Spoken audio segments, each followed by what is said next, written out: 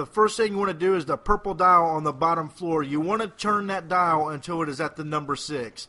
Once you turn that to where it is on the number 6, you want to go up to the 3rd floor and change the orange dial until blue is at the correct number, and that number is 4. Each floor changes the dial below, the floor below, if that makes any sense. So you want to change orange until blue is on the number 4. After you've done that, you head up to the top floor and you want to change yellow until orange is at the correct number, and that correct number is 7. So if you guys are on the same page with me, it's really not that hard. The floor above changes the dial that's below. I don't know. It'll be in the description if you guys don't get what I'm saying. It's really confusing, and it might be overwhelming. If you guys need help, just message me, and I'll come into your game and help you if I've got time and stuff like that. But, you know, I'm trying to explain it the best I can. I realize that I'm not the smartest person out there or anything, but, you know, I'm trying. But after you do that, you want to make sure that all the floors below, the bottom 3 floors are in the correct numbers. And you want to have purple at 6, blue at 4, and orange at 7. As you'll see, purple was at 6, blue is at 4, so we're looking pretty goddamn awesome so far.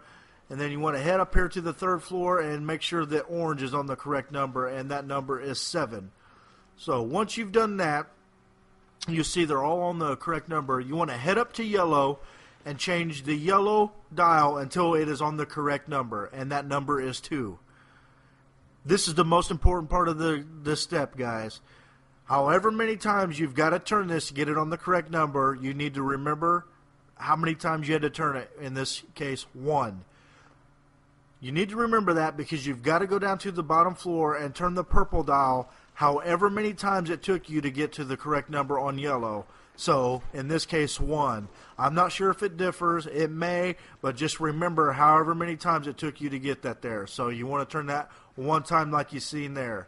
Once you do that, you head up to the blue, the 2nd floor, and you want to turn blue until it is on the correct number, and that is 4. And like I said already like 5 times, I probably don't need to say it again, but I'm just going to repeat it just in case. All this information is in the description so you can read and know exactly what to do. But if you'll know when the dials are in the right spot because you'll hear this guy say this. Everything is right again. And now the dials are done, you've got the radios to do. This is from the spawn. You want to head to the power room, and the first radio is right here underneath the power room on top of this little computer thing. I was a little clusterfuck, and I thought maybe it was in the power room, and I'm like, oh, no, it's not. This one's the right one, but there it is. After that one, there are 4 radios. After the one in the middle room on the boat, just below the power room, the 2nd radio is in Stamina Up. Go back to the lighthouse and down to the Stamina Up building, and as soon as you go in the front door, take a quick right, and you'll see the radio on a barrel. That is radio number 2. The 3rd radio is back by the MP40 up on the boat near, above Juggernog, if you guys know where that is. So just go down the slide for the quickest route to get there, and then take the little bridge across and do all that good stuff, and then you'll want to go upstairs. And for those that know, the MP40 is right there on the left wall, but you go through that doorway to the right, and you'll see the radio standing up there in the little crate there. That is radio number 3. After that radio, you want to head towards the 4th radio, which is in the room with the door where you're having a little conversation with the alcoholics and all that good stuff. So you just go through the spawn here, and once you get in the room, it's going to be on like a file cabinet underneath the stairwell. It's not really that hard to find, but you're going to see exactly where it is right about now.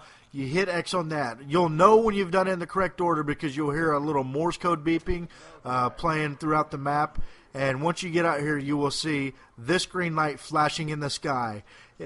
That step is now complete. Radios are done. So you want to head to the power room, and you've got the levers and the steering wheel to take care of now.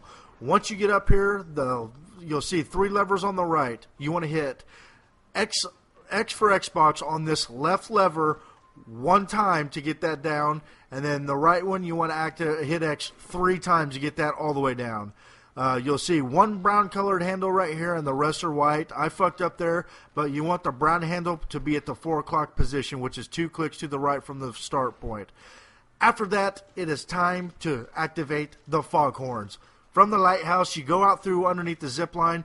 The first foghorn is over here near the water. You want to hit X on that, and then head back through the lighthouse and down the slide near the speed cola. And once you get down here, it's right around this corner to the right, back in the corner. I will note this has to be done in this order or it will not work.